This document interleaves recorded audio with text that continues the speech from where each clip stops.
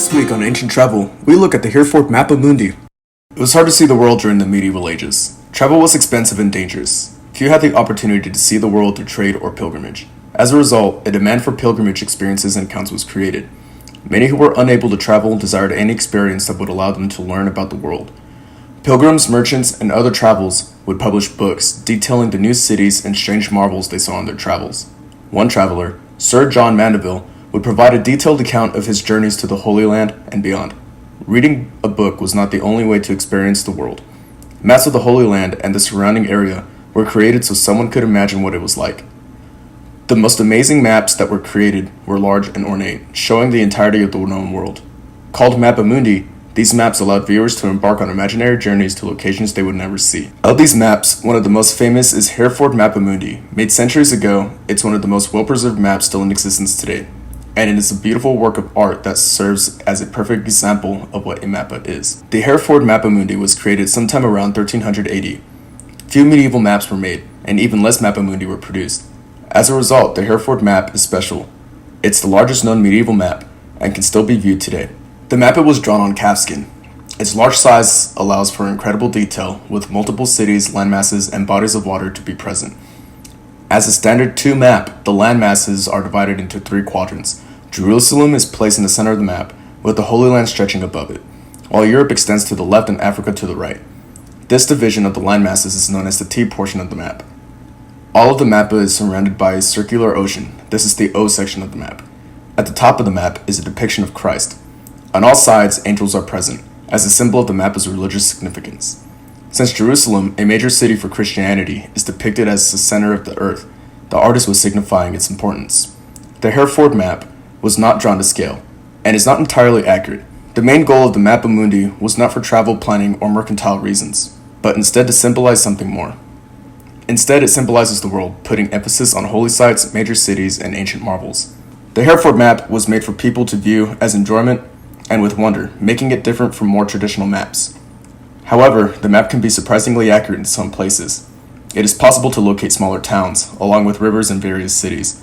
While the mappa might have been made for spiritual purposes, there was a desire to have some level of geographic accuracy. However, the main purpose of the mappas were for a specific audience. They were made so that literate and interested people could have a better idea of locations mentioned in various travelers' accounts.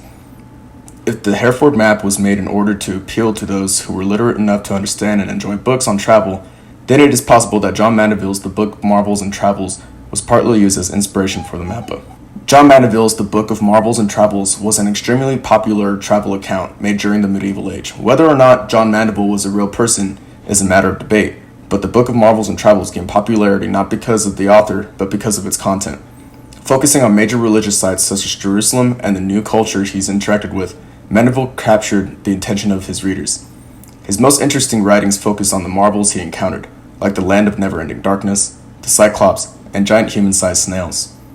One of the most interesting features of the Hereford map is how it was possible to track parts of Mandeville's journey by using the map, and that drawn on the map itself are illustrations of a few of the creatures he claimed to have encountered. The most prominent similarity between Mandeville and the mappa is the focus on Jerusalem. On the Hereford map, Jerusalem lies in the very center, denoting its place of both spiritual and geographic importance. Much of the Book of Marvels and Travels is based on the journey that Mandeville made towards Jerusalem, and the various methods of traveling into the Holy Land. It's possible to roughly follow the routes he described by locating landmarks and major cities on the Hereford map. In the mappa's portrayal, Asia, there are illustrations of various monster races that Mandeville claimed to have encountered. Many of Mandeville's marvels are present on the part of the map. The basilisks, cyclops, and the men who eat from straws all make an appearance. While the Hereford mappa might not have been made to be an accurate representation of foreign lands, there's still enough accuracy to follow Mandeville's journey down rivers like the Nile and cities such as Cairo. In this way, Hereford mappa functions like any ordinary map.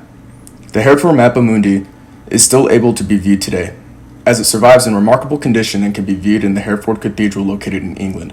It's a stunning work of art, rich with history and detail. It provides its audience with a way to experience travel without having to undergo any hardships. Not only is it an example of how the world used to be represented, it is also a way to see what holy locations and marvels that people of the medieval ages considered important. Join us next week on Ancient Travel, where we discuss Marco Polo.